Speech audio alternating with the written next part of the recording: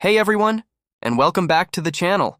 Today we're diving into a tense that might sound a little intimidating, but I promise by the end of this video, you'll be using it like a pro. We're talking about the future perfect continuous. I know, it's a mouthful, but stick with me, because it's incredibly useful for talking about the future with more precision and detail. So, what exactly is the future perfect continuous? Let's break it down. We use it to talk about an action that will be in progress for a period of time before a specific moment in the future.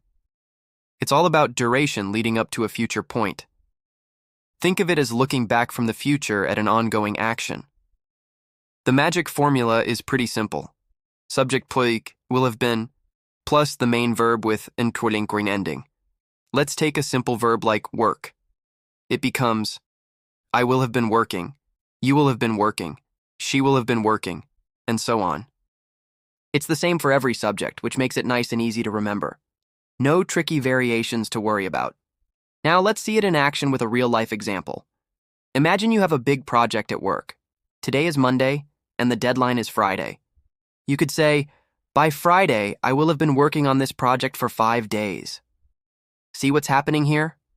We have a future point in time, Friday, and we're talking about the duration of the action, working, that leads up to that point. The action starts before Friday and is still in progress at that moment. Let's try another one. Let's say your friend is a passionate gamer who is trying to beat a new game.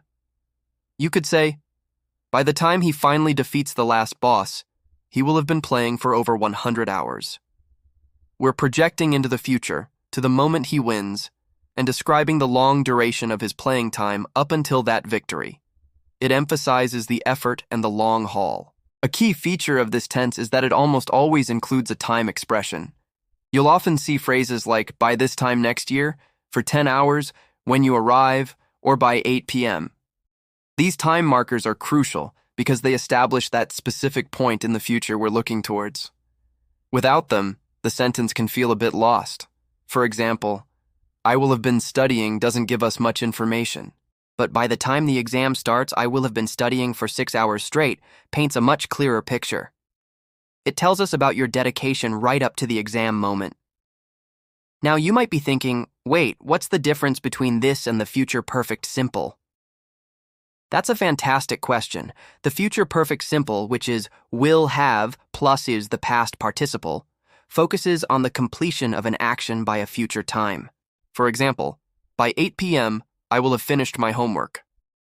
The focus is on the result, the homework is done. But the future perfect continuous, by 8 p.m., I will have been doing my homework for 3 hours, focuses on the duration. It emphasizes the process and how long it's been going on. It doesn't necessarily mean the homework is finished at 8 p.m., just that the action of doing it has been happening for 3 hours up to that point. So, simple for completion, continuous for duration. That's the main takeaway. Let's practice together. Imagine your anniversary is next month. You've been married for a long time. How would you phrase it using our new tense? You'd say, next month, we will have been married for 20 years. Perfect. It beautifully expresses the long, continuous state of being married leading up to that future anniversary. Here's a scenario for you. Your flight to London is at 10 p.m. You want to talk about how long you'll have been flying by the time you reach the halfway point of the journey. Let's say that's around 3 a.m.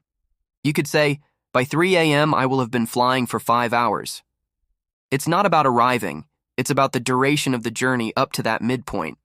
Let's talk about forming questions and negative sentences because that's just as important. For a negative, you just add not after will. So, will have been becomes will not have been, or the contraction won't have been. For example, by the time you get here, I won't have been waiting for very long. It's reassuring, right?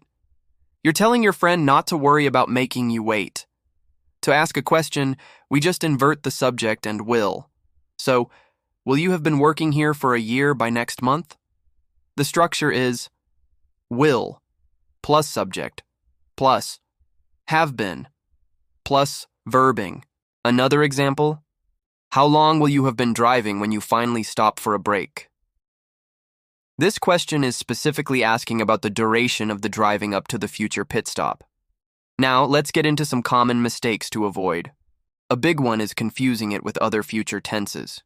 Remember, if you're just talking about an action that will be in progress at a specific future moment, you use the future continuous.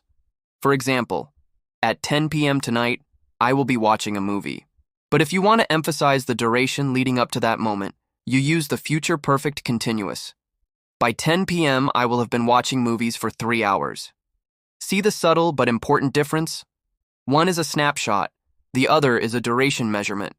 Another point is that we do not typically use this tense with stative verbs, verbs that describe a state rather than an action, like know, love, understand, or be. For example, it sounds strange to say, by next year I will have been knowing him for a decade. Instead, you would use the future perfect simple. By next year, I will have known him for a decade. It's a cleaner and more natural sounding sentence. So, let's recap the key points. The future perfect continuous is for an ongoing action that continues up to a specific point in the future. The focus is always on the duration of that action. The structure is will have been plus verbing. It almost always needs a time expression to set the future anchor point. And remember, use it to emphasize the how long, not just the what. Let's do a quick quiz to see if you've got it. I'll give you a situation and you try to form a sentence. Situation 1. You started learning piano last year. Next month will mark your 1-year anniversary of learning. What would you say? By next month, I will have been learning the piano for 1 year. Excellent. Situation 2. Your sister started her marathon at 6 a.m. It's a long race. What can you say about her at 9 a.m.? At 9 a.m., she will have been running for 3 hours. You're all getting the hang of this. This tense is fantastic for storytelling and for adding depth to your future plans. It shows a more advanced and nuanced understanding of English. It might not be the most common tense you use every single day, but when you need it, it is the only one that can perfectly express that idea of duration leading up to a future moment. Thank you so much for joining me today to untangle the future perfect continuous. I hope you feel much more confident using it now. Practice makes perfect, so try to create your own sentences in the comments below. I'd love to read them. If you found this video helpful, please give it a thumbs up, and don't forget to subscribe and hit that notification bell so you won't miss our next grammar deep dive. Keep learning, stay curious, and I'll see you in the next video.